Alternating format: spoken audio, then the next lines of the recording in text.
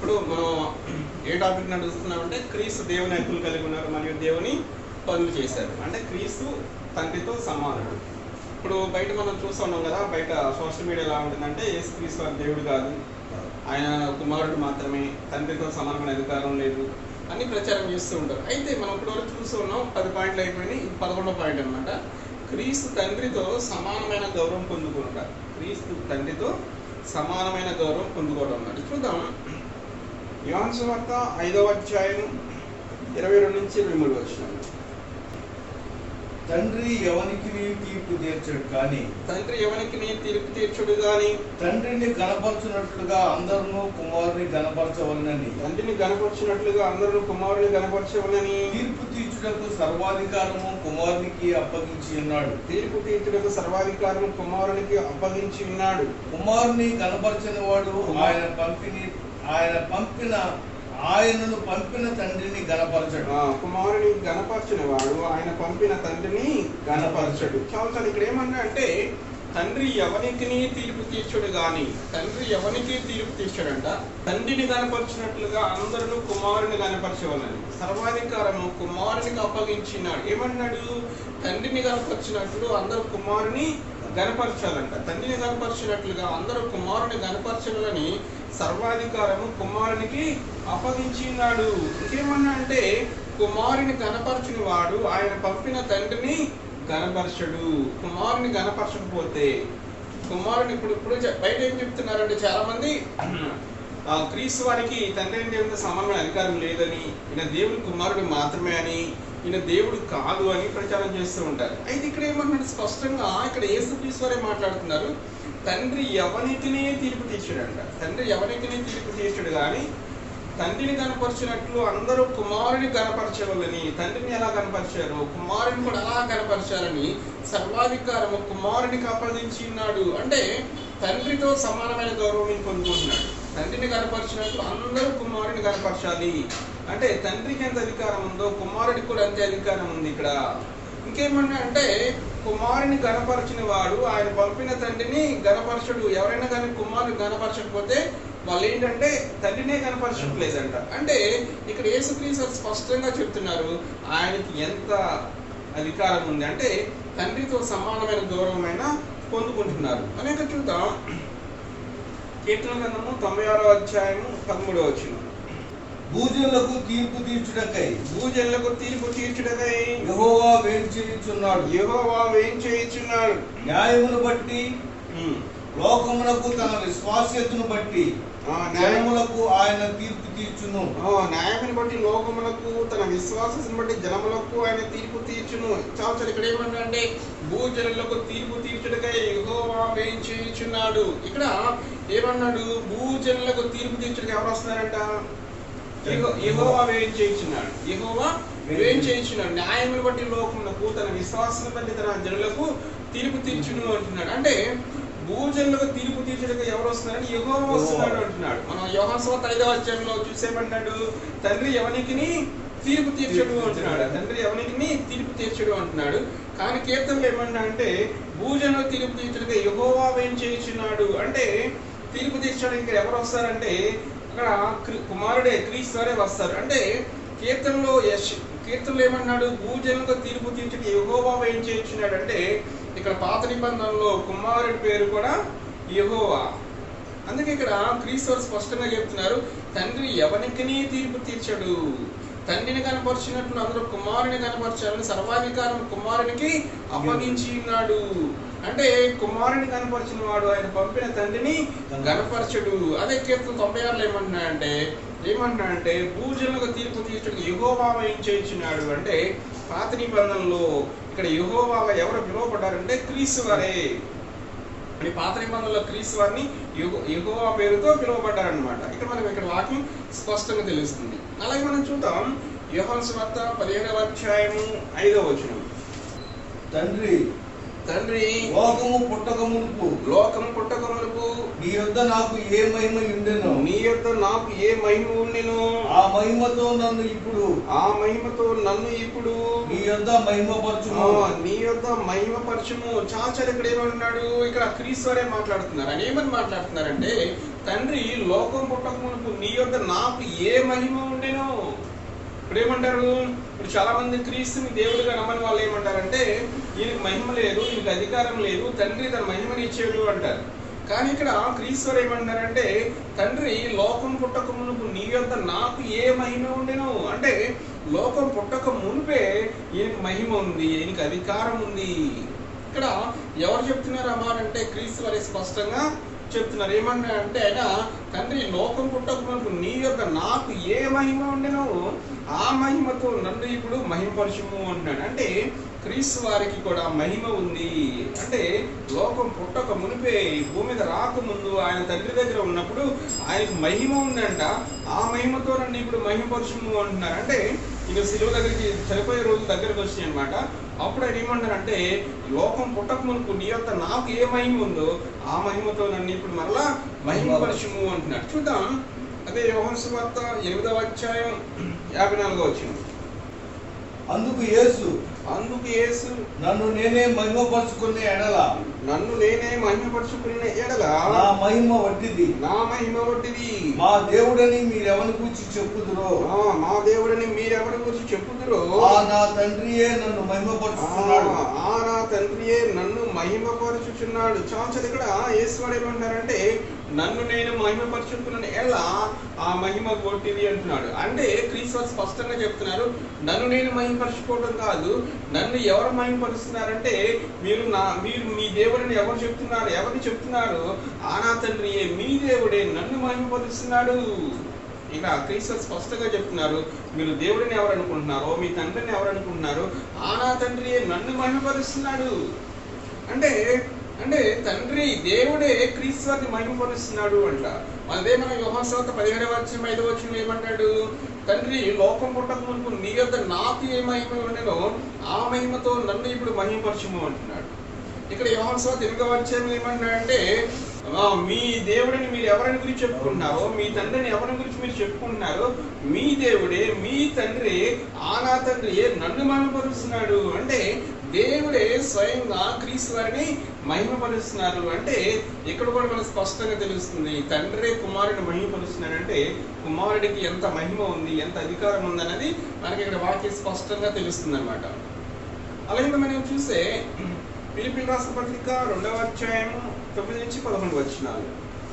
అందుచేతను పరలోకమందు ఉన్న వారిలో గాని భూమి మీద ఉన్న వారిలో గాని భూమి క్రింద ఉన్న వారిలో గాని ప్రతి మోకాలును యేసు నామమున వంగునట్లును ప్రతి వాని నాలుకయు తండ్రి అయిన దేవుని మహిమార్థమై యేసుక్రీస్తు ప్రభువుని ఒప్పుకున్నట్లును దేవుడు ఆయనను అధికముగా హెచ్చించి ప్రతి నామమునకు పైనామమును ఆయనకు అనుగ్రహించెను. చాలు. ఇక్కడ పౌలు గారు స్పష్టంగా రాస్తున్నారు క్రీస్తు వారికి ఎంత మహిమ ఉంది, ఎంత అధికారం ఉంది అని.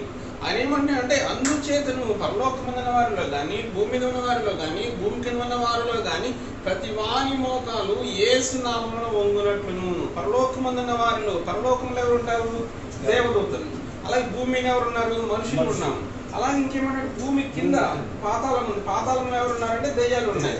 ఇక్కడ ఏమన్నా అంటే అందుచేతను పరలోకమున్న వారిలో కానీ భూమి మీద ఉన్న వారిలో కానీ భూమి కింద ఉన్న వారిలో కానీ ప్రతి వాని మోకాలు యేసు నామమున వంగాలి అంటున్నాడు. అలాగే ప్రతి వాని నాలుకయు తండ్రి అయిన దేవుని మహిమార్థమై యేసుక్రీస్తు ప్రభువుని ఒప్పుకున్నాడు.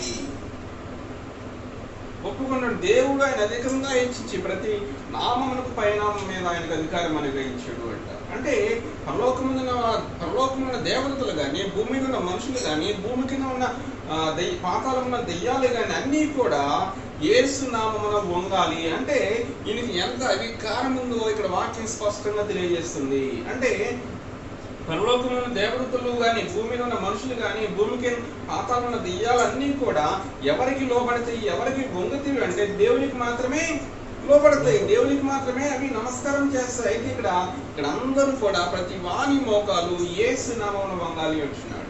అలాగే ప్రతి వారి నాలుకయు తండ్రిని దేవుని మహిమాత్మై యేసుక్రీస్తు ప్రభుని ఒప్పుకోవాలని అంటున్నాడు. దేవుడు ఆయన అధికంగా హెచ్చించి ప్రతి నామమునకు పైనామం ఆయనకు అనుగ్రహించను. అంటే అన్ని నామముల కంటే పైనామం ఏదంటే యేసు అనే నామం. అంటే ఇక్కడ యేసుక్రీస్తు వారికి ఎంత అధికారం ఉందనేది వాక్యం స్పష్టంగా తెలియజేస్తుంది అనమాట. అంటే దీనికి తండ్రి అయిన దేవుడితో సమానమైన అధికారం ఉంది, తండ్రి అయిన దేవుడితో సమానమైన మహిమ ఉంది.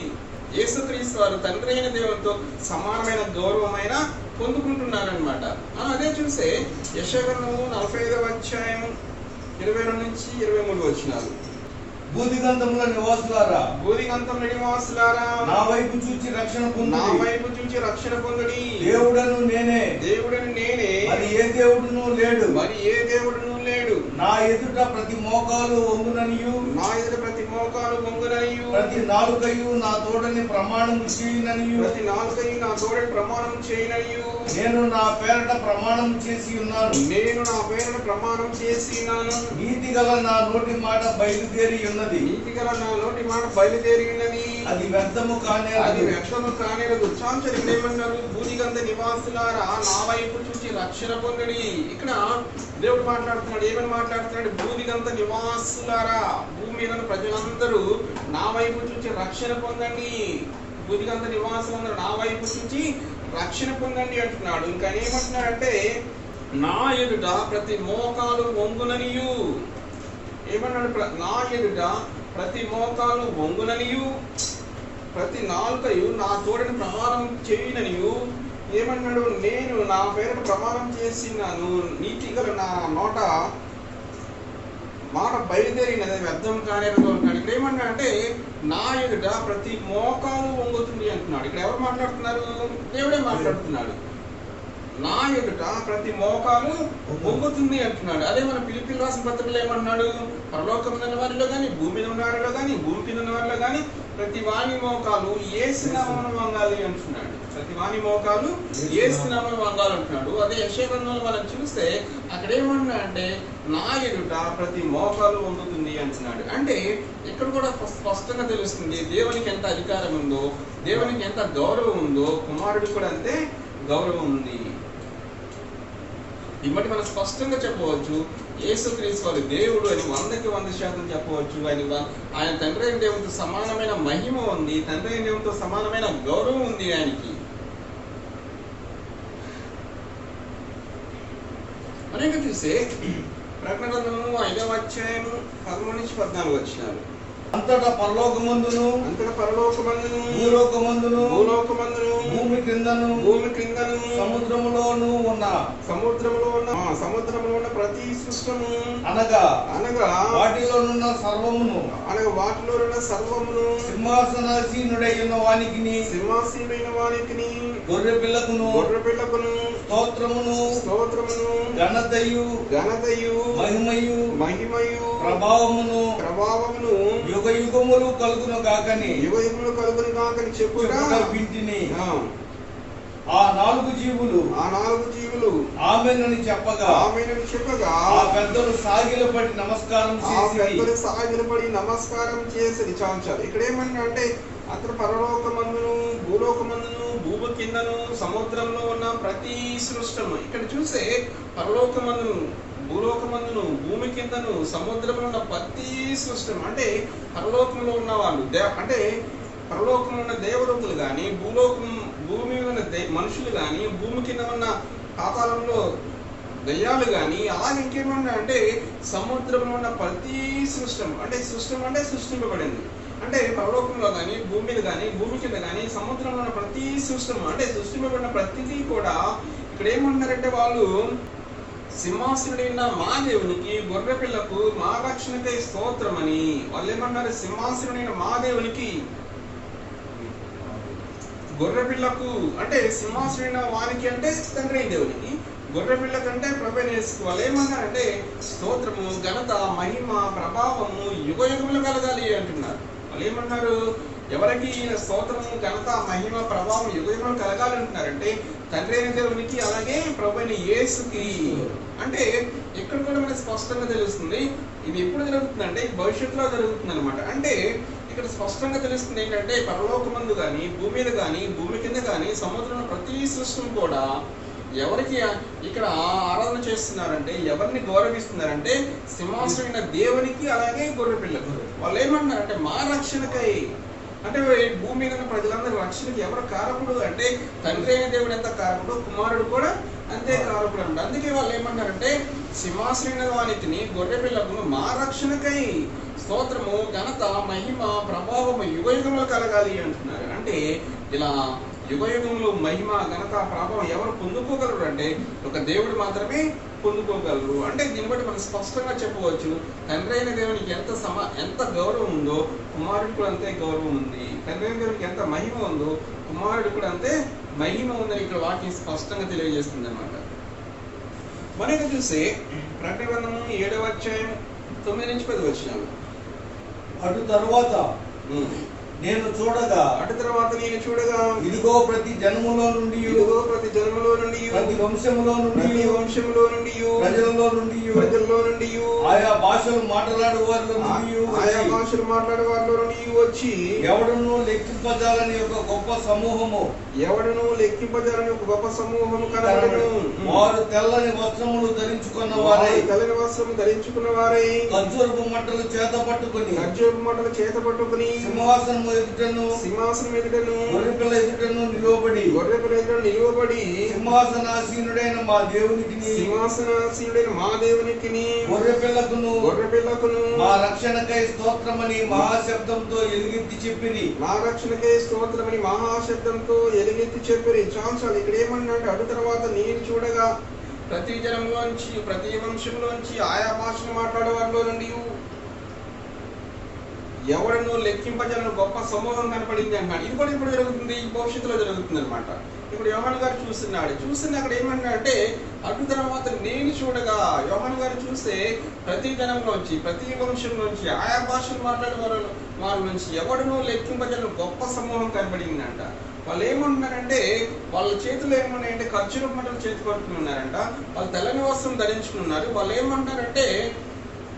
ఏమన్నారు సింహాసనం మా దేవునికి గొర్రె పిల్లకు మా రక్షణకి స్తోత్రం అని చెప్పి. అంటే వాళ్ళకి రక్షణ ఎలా వచ్చిందంటే సింహాసనం మా దేవునికి, అలాగే సింహాసనం దేవుని వలన, అంటే తండ్రి అయిన దేవుని వల్ల, అలాగే గొర్రె పిల్ల వల్ల మాకు రక్షణ వచ్చింది. మా రక్షణకై స్తోత్రం అని వాళ్ళు ఏం చేస్తున్నారంటే తండ్రిని కుమారుని వాళ్ళు ఆరాధిస్తున్నారు. అంటే తండ్రికి ఎంత గౌరవం దొరుకుతుందో కుమారుడు కూడా అంతే గౌరవం దొరుకుతుంది. అంటే క్రీస్తు తండ్రితో సమానమైన వాడిని వాక్యం మనకి స్పష్టంగా తెలియజేస్తుంది అన్నమాట. మనం చూద్దాం ప్రకటన గ్రంథం 21వ అధ్యాయం 22 నుంచి 23 వచనాలు. దానిలో ఏ దేవాలయము నాకు కనబడలేదు. సర్వాధికారి అయిన దేవుడకు ప్రభువును గొర్రె పిల్లయు దానికి దేవాలయమై ఉన్నారు. ఆ పట్టణంలో ప్రకాశించుటకై సూర్యుడైనను చంద్రుడైనను దానికి అక్కర్లేదు. దేవుని మహిమయే దానిలో ప్రకాశించుచున్నది. గొర్రె పిల్లయే దానికి దీపము. చాలు ఇక్కడ ఏమన్నా అంటే దానిలో ఏ దేవాలయము నాకు కనపడలేదు అంటున్నాడు. ఇంకా ఏమంటున్నాడు అంటే సర్వాధికారి అయిన దేవుడు ప్రభువును గొర్రె పిల్ల దానికి దేవాలయమై ఉన్నారు. ఇక్కడ స్పష్టంగా చెప్పేస్తున్నాడు, సర్వాధికారి అయిన దేవుడు ప్రభువును గొర్రె పిల్ల దానికి దేవాలయం ఉన్నారు. దేవాలయం అంటే ఎవరు? దేవుడే. అంటే ఇక్కడ స్పష్టంగా చెప్తున్నాడు, సర్వాధికారి అయిన దేవుడు ప్రభువును గొర్రె పిల్ల అంటే తండ్రి కుమారుడు వాళ్ళు దేవాలయమై ఉన్నారు. అంటే ఇక్కడ స్పష్టంగా ఇది 100% డిఫరెన్స్ అన్నమాట. దీన్ని ఎవరు కూడా ఇంకా క్వశ్చన్ చేయలేరు. అంటే సర్వాధికారి అయిన దేవుడు ప్రభును గొర్రె పిల్లయు దానికి దేవాలయమై ఉన్నారు. దేవాలయం అంటే ఎవరై ఉండరు? దేవుడే ఉండాలి. అంటే ఇక్కడ సర్వాధికారి అయిన దేవుడు ప్రభును గొర్రె పిల్లయు దానికి దేవాలయం ఉన్నారంటే ఇక్కడ కూడా స్పష్టంగా తెలుస్తుంది, తండ్రితో సమానమైన అధికారం, తండ్రితో సమానమైన మహిమ, తండ్రితో సమానమైన గౌరవం కుమారుడికి ఉంది. అందుకే ఇక్కడ స్పష్టంగా ఉంటున్నాడు, సర్వాధికారి అయిన దేవుడు ప్రభును గొర్రె పిల్లయు దానికి దేవాలయమై ఉన్నారు. దాంట్లో సూర్యుడు కానీ చంద్రుడు కానీ ప్రకాశించాల్సిన అవసరం లేదంట. ఏమంటాడంటే దేవుని మహిమయే దానిలో ప్రకాశించినది, గొర్రె పిల్లయే దానికి దీపము. దేవుని మహిమ ఆ పట్టణంలో ప్రకాశిస్తుంది అంటున్నాడు. గొర్రె పిల్ల దానికి దీపము అంటున్నాడు. అంటే తండ్రితో కుమారుడికి సమానమైన అధికారం, సమానమైన మహిమ, సమానమైన గౌరవం ఉందని వాక్యం స్పష్టంగా తెలుస్తుంది అనమాట. అంటే ఇప్పుడు బయట వీళ్ళు చేసే ప్రచారం అంటే ప్రభువైన యేసు దేవుడు కాదని, ఆయన దేవుడు కుమారుడు మాత్రమే అని, తండ్రి అయిన దేవుడితో సమానమైన అధికారం లేదు అని వీళ్ళు చేసే ప్రచారం అంతా 100% తప్పు. మనం ఇక్కడ స్పష్టంగా తెలుస్తుంది తండ్రి అయిన దేవుడికి ఎంత మహిమ ఉందో కుమారుడు కూడా అంతే మహిమ ఉంది. తండ్రి అయిన దేవుడు ఎంత గౌరవం పొందుకుంటున్నారో కుమారుడు అంతే గౌరవం పొందుకుంటున్నాడు. అంటే క్రీస్తు వారు 100% దేవుడని మనం చెప్పవచ్చు అన్నమాట. దేవుడు వాక్యం ఆశ్రయించిందాక.